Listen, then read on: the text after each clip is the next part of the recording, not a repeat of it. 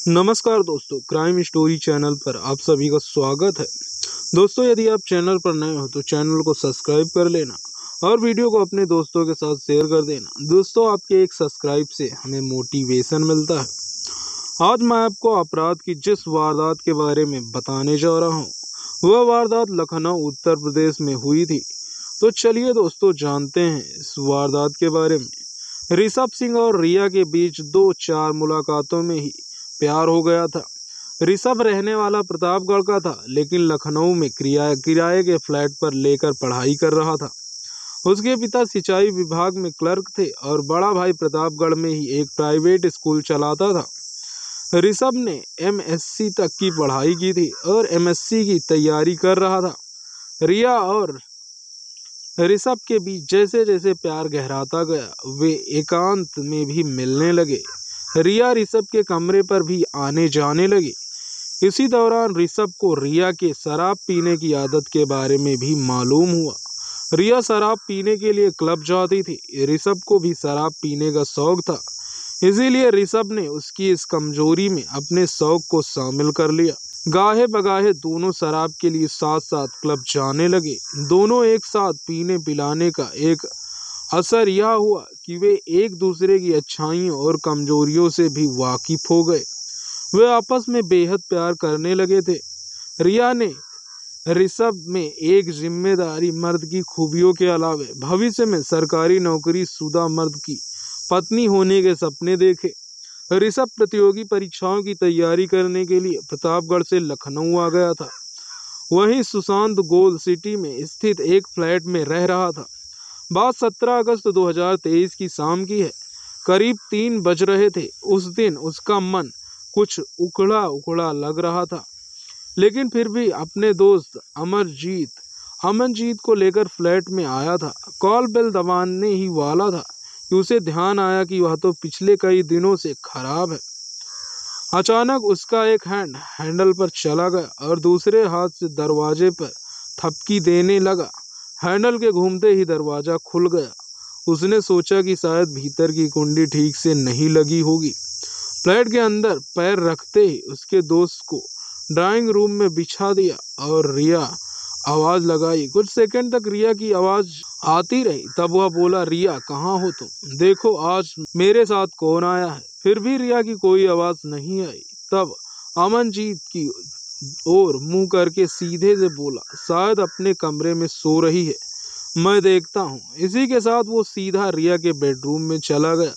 वहां रिया को बेसुध सोई हुई देखकर उसे नींद से जगाना उसके लिए ठीक नहीं समझा, जबकि सच तो यह था कि वह उसे जगाने की हिम्मत नहीं जुटा पाया था। इसका कारण बीती रात रिया से हुई उसकी तीखी नोकझोंक थी। साधारण सी बात पर शुरू हुई नोकझोंक में जितना ऋषभ ने रिया को भला बुरा कहा था, उतना ही कहीं ज्यादा चली कटी बातें रिया ने सुना दी थी। इस तरह से रिया ने अपना पूरा गुस्सा उस पर उतार दिया था। इस कारण वह रात को ना तो ठीक से खाना खा पाया था और ना ही सो पाया था। सुबह होने पर ऋषभ ने रिया को नाराजगी के मूड से ही पाया। गुमसुम बनी रसोई का काम निपटाने वाली थी वह। इस दौरान ना तो ऋषभ ने रिया से एक भी शब्द बोला और ना ही रिया ने अपनी जुबान खोली। उसने अनमने भाव से नाश्ता किया। ऋषभ बीती रात से लेकर सुबह तक की यादों में तब बाहर निकला जब अमन ने आवाज लगाई, ऋषभ क्या हुआ, सब ठीक तो है? रिया कहाँ गई है क्या? अरे नहीं यार, अभी वह सो रही है, लगता है गहरी नींद में है। किसी को नींद से जगाना ठीक नहीं होता। ऋषभ वहीं से तेज आवाज में बोला, कोई बात नहीं, तुम यहाँ आ जाओ। अमन बोला और ऋषभ ने बेडरूम का दरवाजा खींचकर बंद कर दिया।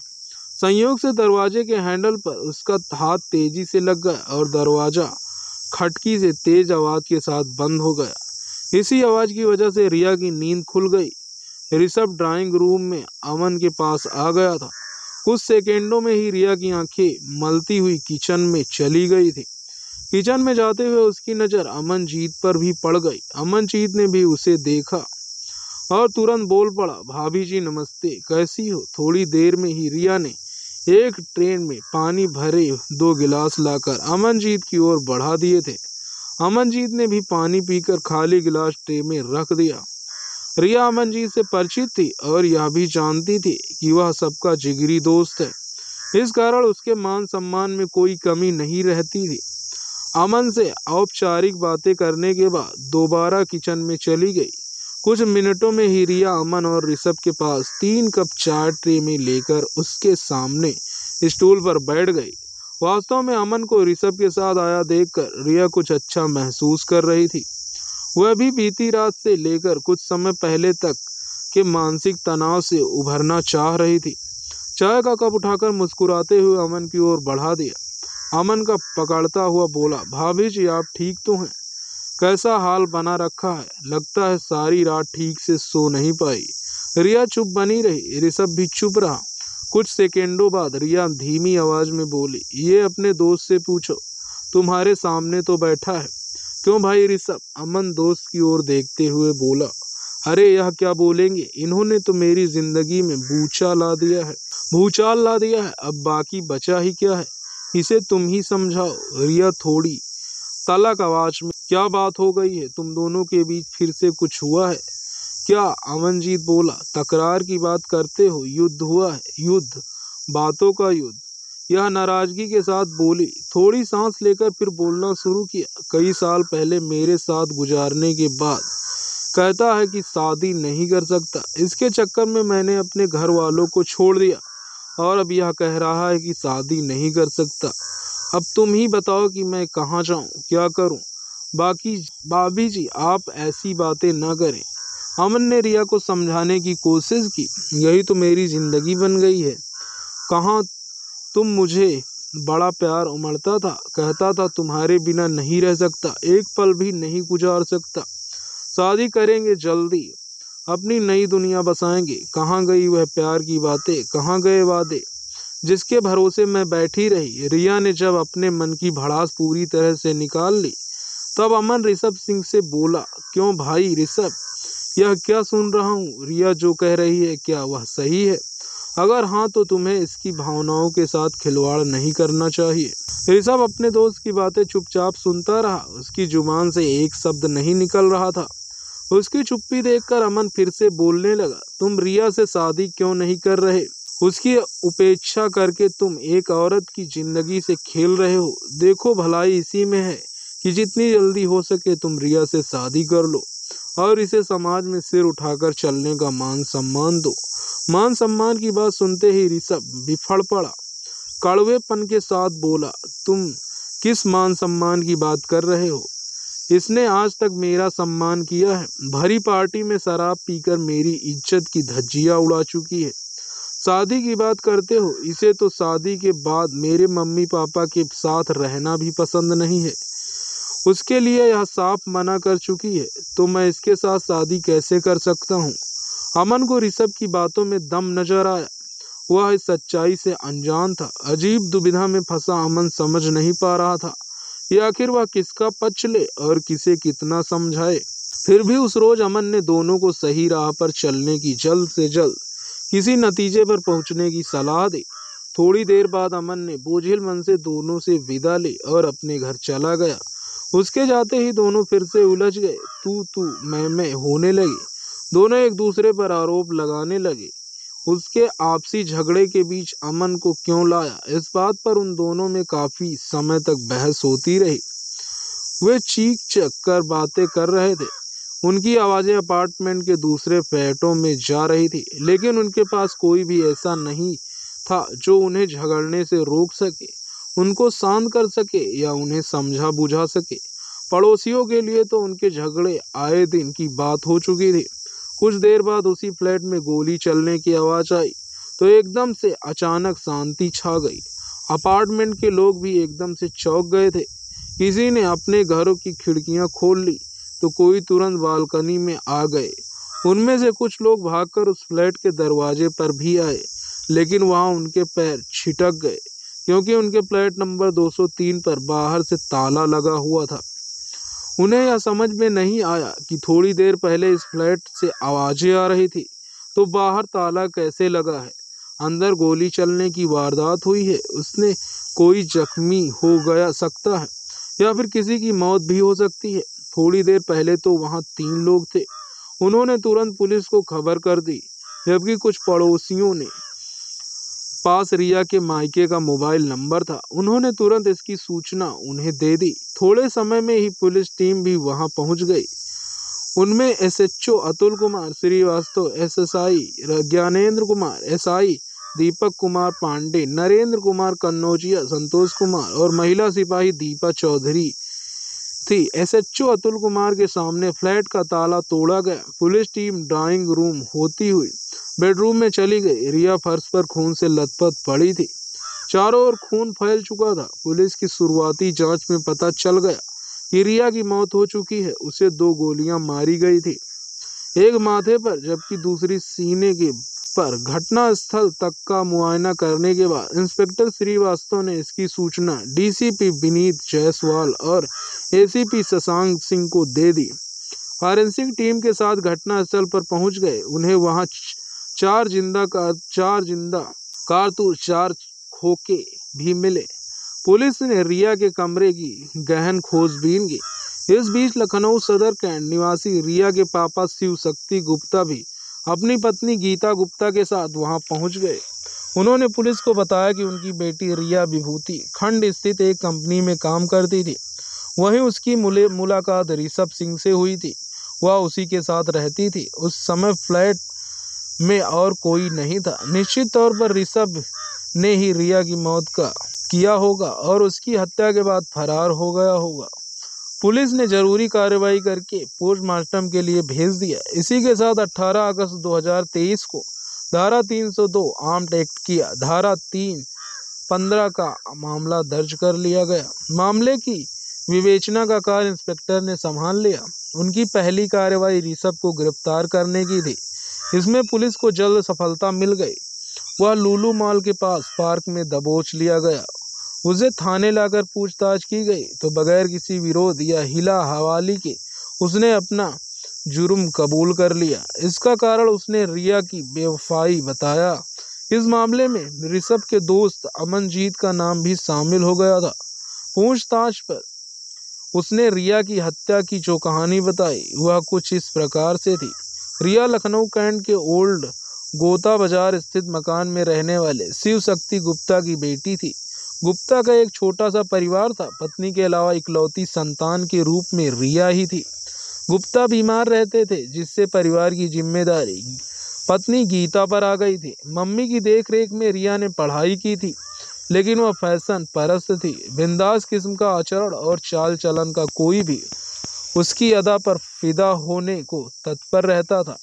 उस पर सोशल मीडिया का भी चस्का लगा हुआ था, पर दोस्ती करना, रील बनाना और फैंसी कपड़ों में इन पर फोटो और वीडियो पोस्ट करने में माहिर थी। जबकि उसकी मम्मी उसे समाज की मान मर्यादाओं को ध्यान में रखकर रहने की सलाह दिया करती थी। मम्मी की हर हिदायत को वह बेवजह ही रोक टोक और लड़की का अंकुश लगाना ही समझती थी। उसे हमेशा लगता था कि मम्मी उसकी आज़ादी में दखल डाल रही हैं। धीरे धीरे मम्मी उसकी आदतों में ऊब गई और उसे अपने हाल पर छोड़ दिया। अपनी जिद, पसंद और पारिवारिक परिस्थितियों के चलते ही काफ़ी स्वच्छंद हो गई थी। खुलेपन की जिंदगी के मजे लेने को आतुर रहती थी। बहुत जल्द उसे एक चस्का नए लोगों के संपर्क बनाने और उनसे दोस्ती करने का भी लग गया था। वह कईयों से फोन पर मीठी मीठी बातें करने लगी थी। इसी बीच 2019 में उसकी एक प्राइवेट कंपनी में नौकरी भी लग गई। कुछ दिनों में ही उसने साथ काम करने वाले कई युवकों को अपना दीवाना बना लिया था। उन्हीं में पुष्पेंद्र सिंह बत्रा भी था। वह सदर के रहने वाला था। रिया उसके साथ घुल मिल गई और पुष्पेंद्र उसे अपना दिल दे बैठा। रिया भी उसे प्यार करने लगी थी। बहुत जल्दी उन्होंने शादी करने का फैसला भी कर लिया। उनकी लव मैरिज को घर वालों ने भी स्वीकार कर लिया। इसे सहयोगी कहें कि उनकी शादी के कुछ दिनों बाद ही कोरोना का दौर आ गया और लॉकडाउन का असर उसकी जिंदगी पर भी पड़ने लगा। शादीशुदा जिंदगी की मिठास में कमी आने लगी। खासकर रिया की आज़ादी और मौज मस्ती का स्वच्छंद रहने की आदतों पर इसका असर पड़ गया। करीब 2 साल के लॉकडाउन में रिया एक बच्ची की मां भी बन गई। उसके बाद रिया का यौवन और उभर गया था, साथ ही उसमें खुलापन बढ़ गया था। दूसरी तरफ रिया की कई आदतें पति पुष्पेंद्र और उसके घर वालों को पसंद नहीं थी। रिया की आजाद ख्याली और गैर मर्दों के साथ दोस्ती करना उन्हें पसंद नहीं था। वह इसके लिए उसे हमेशा टोकते रहते थे। कई बार इस बात को लेकर दोनों के बीच नोकझोंक भी हो जाती थी। एक दिन पुष्पेंद्र रिया की आदतों से ऊब गया और उसने तलाक ले लिया। रिया अपनी छोटी बेटी को लेकर मायके आ गई। उसकी मां पर फिर से नई जिम्मेदारी आ गई। रिया का इस पर कोई असर नहीं हुआ। उसने फिर से कंपनी ज्वाइन कर ली। ऑफिस आते जाते एक बार रिया ऋषभ सिंह से टकरा गई। ऋषभ को रिया की खूबसूरती भा गई थी, जबकि रिया को ऋषभ से बात करने का सलीकेदार तरीका और स्टाइलिश लाइफ स्टाइल पसंद आ गया था। उन्होंने लिविंग में रहने का फैसला कर लिया। इसके बाद वह सुशांत गोल्ड सिटी के क्रिस्टल पैराडाइज अपार्टमेंट में 200 रूम नंबर 203 का फ्लैट किराए पर लेकर रहने लगे। रिया ने ऋषभ से अपने दिल की सारी बातें की, लेकिन तलाकशुदा बीवी होने की बात छिपा ली। बहुत जल्दी ऋषभ को रिया की वैसी आदतें भी जानकारी हो गई जो उसे अच्छी नहीं लगती थी। रिया की गलत आदतों से तंग आकर ऋषभ ने उसे समझाने की बहुत कोशिश की, लेकिन रिया अपनी जिद पर अड़ी रही।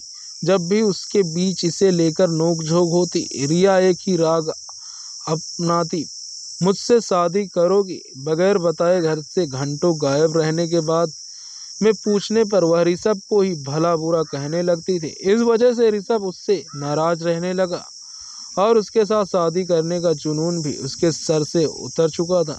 ऋषभ सिंह ने जब रिया की हकीकत का पता किया, तब यह जानकर उसके पैरों तले जमीन खिसक गई। वो न केवल तलाकशुदा है, बल्कि एक बच्ची की माँ भी है। इस सच ने ऋषभ की जिंदगी में भूचाल ला दिया था। इसके बाद उसका रिया के प्रति विचार और व्यवहार बदलने लगा।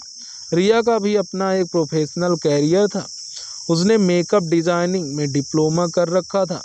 इस फील्ड में अपना कैरियर बनाने के लिए लुलु मॉल में एक सैलून खोलना चाहती थी, किंतु पैसे नहीं थे। उसने पैसों के लिए ऋषभ पर दबाव बनाना शुरू किया, जबकि ऋषभ की आर्थिक स्थिति इस लायक बिल्कुल नहीं थी। एक दिन ऋषभ ने रिया को रात में बीए कार में अधेड़ व्यक्ति के साथ जाते देखा। देर रात नशे की हालत में वापस लौटने पर उसके बारे में पूछने पर सफाई देते हुए उसने तातना दिया कि चाहे जैसे भी हो, तुम्हें सैलून के लिए पैसे जुटाने हैं। तुम तो पैसे देते नहीं हो, तो मुझे ही कुछ करना पड़ेगा, जो मैं तो करूंगी ही। इतना सुनते ही ऋषभ के तन बदन में आग लग गई। उस रोज तो ऋषभ ने जैसे तैसे खुद को संभाला, लेकिन 16 अगस्त की रात को तो हद ही हो गई।